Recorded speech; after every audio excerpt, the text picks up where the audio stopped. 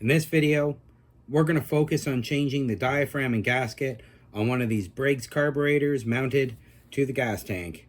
So the first thing that we're going to need is a 1/2-inch wrench or socket and either a 3/8 or a 7/16. Take the 1/2 inch off.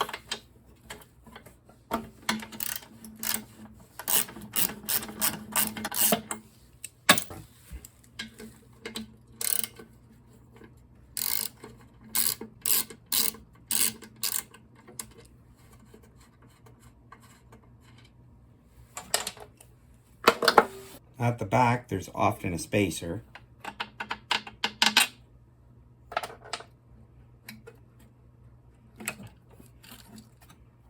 And the spacer on this one is actually being cupped by a piece of tin.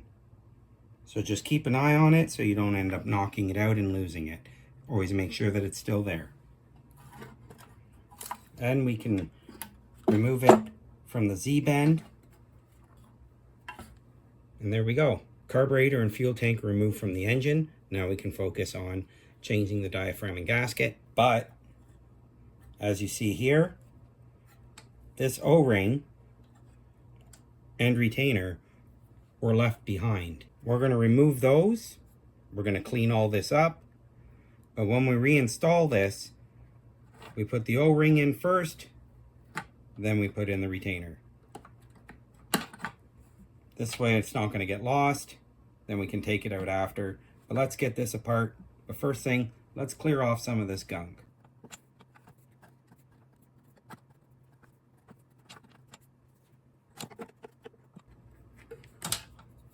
Get the breather tube off. We'll clean it, but just to keep it from getting lost, we're going to place it back up on the breather tube. Then with a Phillips screwdriver, we can remove these 5 Phillips screws.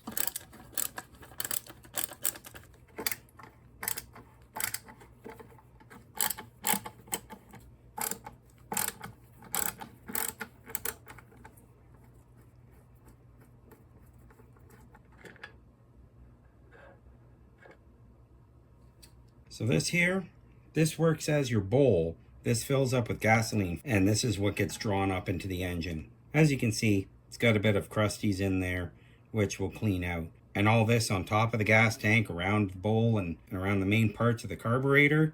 We'll get all that cleaned away so we don't accidentally go and dislodge some. And have it fall either inside the tank or inside and into these smaller passages. But we'll also clean those out as well. Next is we focus on the carburetor. So we're going to take these screws out, all 5 of them. That way they don't get lost. Next, as you can see, this diaphragm, it's kind of bulging now. So good time to change it.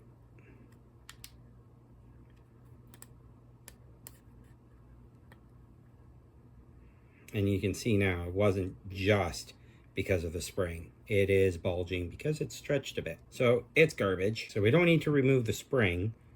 It should be on there fairly tight so it won't fall off. But the pickup tube, that we take away. The screen, be careful with that, you don't want to squish it. And then this emulsion tube, I'll pick this one out. So we're going to use a pick. You get under it.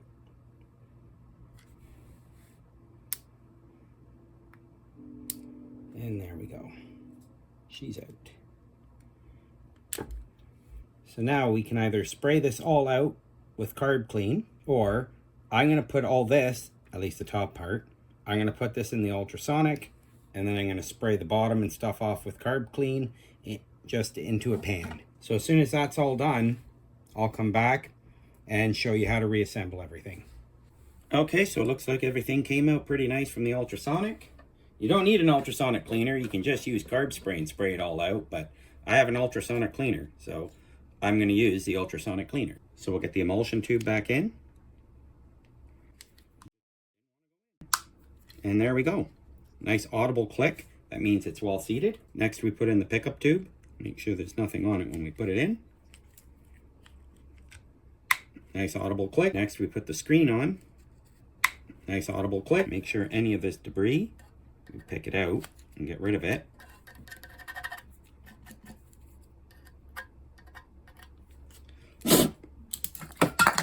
I'm going to use a bit of carb spray and I'm going to spray it off.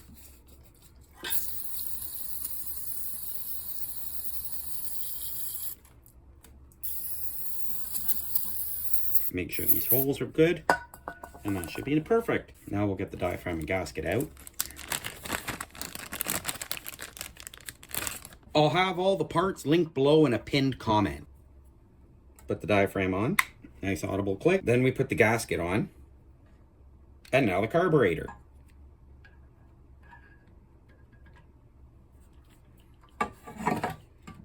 Now to get those 5 bolts in.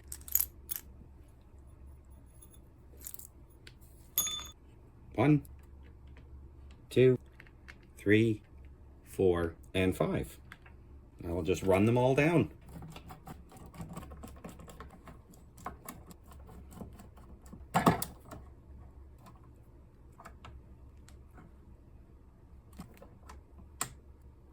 There, that's all done. Now we'll get it back on the engine, which is actually really simple.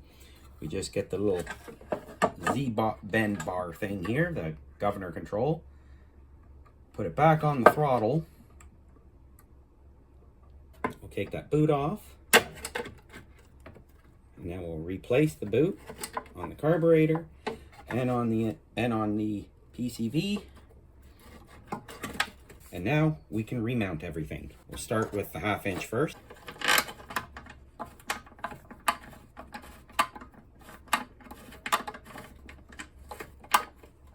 Followed by the 3/8.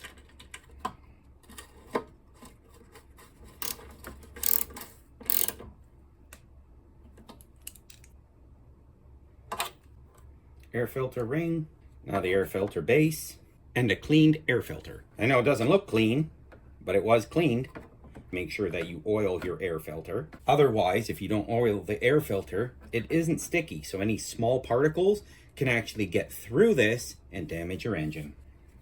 Then you put the air filter cap back on, and it goes in this orientation. The point doesn't sit out front. It's a compact design, not a streamlined design.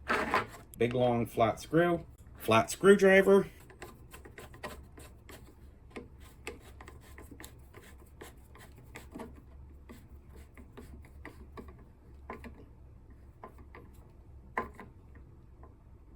And there you go. That's it. Everything's reassembled. This machine, basically, it's ready to go. And that's how you change the carburetor and gasket on one of these plastic carbureted Briggs and Stratton flathead engines. All right, guys, see you in the next one.